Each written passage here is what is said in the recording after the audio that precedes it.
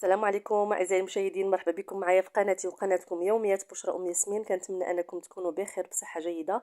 والفيديو ديال اليوم يلاقيكم في احسن الاحوال بحول الله.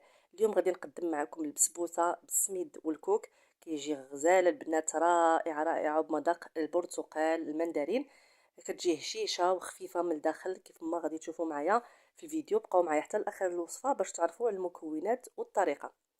على بركة الله. عندي هنايا كاس الا ربع ديال السكر حبيبات. كذلك عندي هنا كاس تقريبا نص كاس، انا درت غير نص كاس ديال الزيت المائده، ودرت كاس ديال الحليب. وعندي هنا كاس ديال الكوك اللي يكون انا استعملت داك الميدم كاس. وعندي كيسين من الخميره ديال الحلويات من وزن 7 غرام ما يعادل 14 غرام. عندي هنايا جوج ديال المندرينات كبارين كيف ما كتشوفوا. عندي هنايا غادي نحتاج الدقيق الابيض، غادي نقول لكم شحال احتاجيت. هنا عندي كاس ونص ديال السميد الرقيق. صافي، هادو هما المكونات اللي غادي نحتاجو. كذلك ما ننساش البيض، عندي جوج حبات ديال البيض متوسطين. غادي نجيب الخلاط الكهربائي وغادي ندير فيه داك المندرين. غادي نحيد له الا كان اللب اولا داك الخيط الابيض اللي كيكون غليظ، وغادي نقطعوه بالقشر ديالو كيف ما كتشاهدوا معايا. انا هاد المندرين ما فيهش العظم، يعني اللب ديالو ما فيهش داك العظم. صافي، غادي نقطعو بهاد الطريقه هادي وغادي نضيف عليه المكونات الاخرى وغادي نطحن. صافي، هنا غادي نضيف الحليب كيف ما كتشاهدوا معايا، وكذلك داك نص كاس ديال الزيت. وغادي نضيف السكر حبيبات، وغادي نطحن في الميكسور في الخلاط الكهربائي عفوا مزيان حتى كيتجانسوا لي مع بعضياتهم. ثم كنضيف البيض. صافي، غادي نضيف البيض ونرجع داكشي داك المكونات كامله تخلط مع بعضياتها مزيان ونرجع معكم.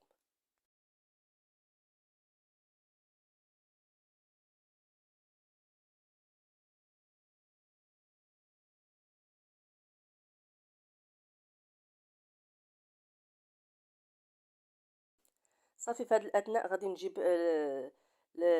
شي اناء اللي غادي نخلط فيه هاد الخليط. غادي نخوي فيه الخليط ديال الخلاط الكهربائي، وغادي نمسح ديك الجوانب ديال الخلاط كيف ما كتشوفوا معايا بواحد السباتيول. صافي، وغادي نبدا كنضيف النواشف وانا كنخلط مزيان بالضراب اليدوي. هنا غادي نضيف كاس ديال الكوك كيف ما شفتوا، وغادي نخلط. وغادي نضيف كذلك كاس ونص ديال السميده.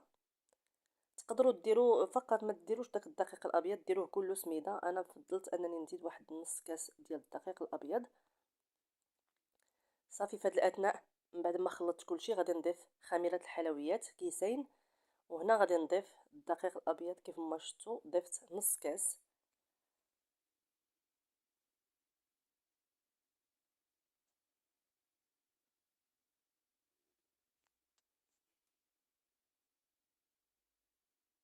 صافي، فقط نص كاس البنات. في حالة إلا ضفتوا يعني درتوا مثلا جوج كيسان ديال السميد ونص كاس ديال الدقيق، تزيدوا الحليب باش داك الخليط يكون جاري شويه، ما يكونش قاصح بهذا الشكل هكذا كيف ما كتشوفوا. غادي نجيب المقله نتاعي ديال الحرشه اللي كندير فيها الحرشه. ما كانش عندكم بغيتوا ديروا المول، حتى المول راه صالح، يعني اي حاجه عندكم. المهم واخا حتى الصينيه ديال الفران، انا فضلت نديرها هنا في هذه المقله ديال الحرشه اللي كنطيبوا فيها الحرشه والمسمن. غادي ندهنها بالزيت مزيان ونرشها بالسميده، نلبسها بالسميده مزيان بهذه الطريقه هذه. صافي، وغادي نجيب الخليط نتاعي ونفرغه فيها.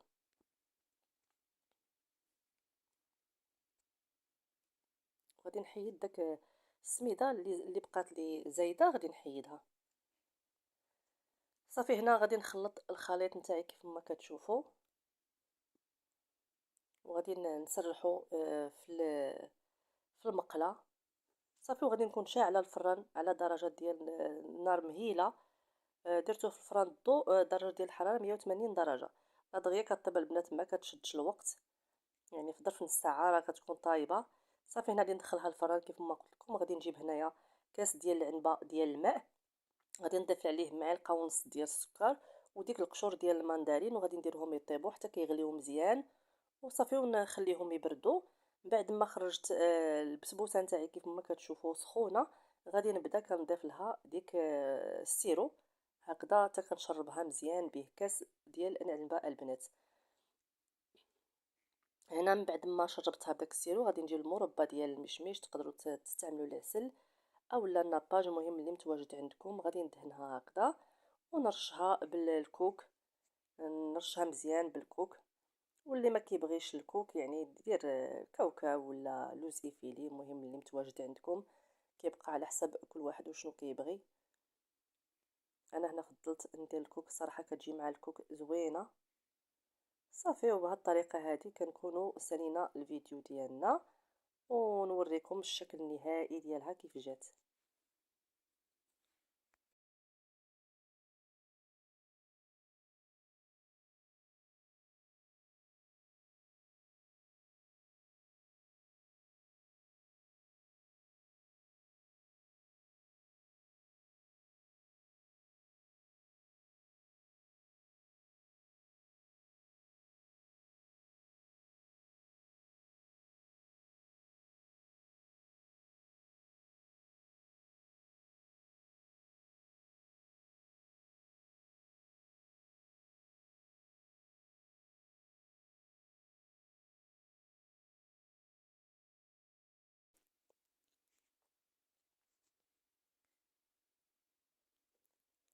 صافي، هنا رجعنا وصلنا النهايه ديال الفيديو.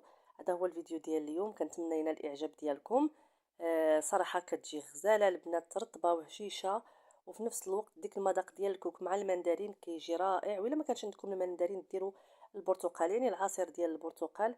كذلك الا بغيتو تعوضوا الحليب بالبرتقال حتى هو كيجي رائع. دابا نديرها معكم بالعصير ديال البرتقال كذلك، كتجي غزاله البنات، هشيشه من الداخل، يعني كتفتت غير بوحديتها، يعني فرمشت عين طارت ما بقاتش.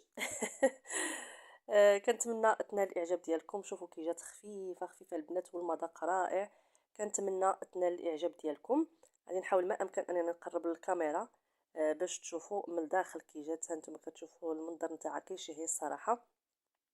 عجبكم الفيديو ما تنساونيش من لايك ديالكم، التعاليق ديالكم الزوينه والمحفزه، بارطاجيو مع الاهل والاصدقاء باش تعم الفائده على الجميع ونوصلوا لاكبر عدد ديال المشاهدات.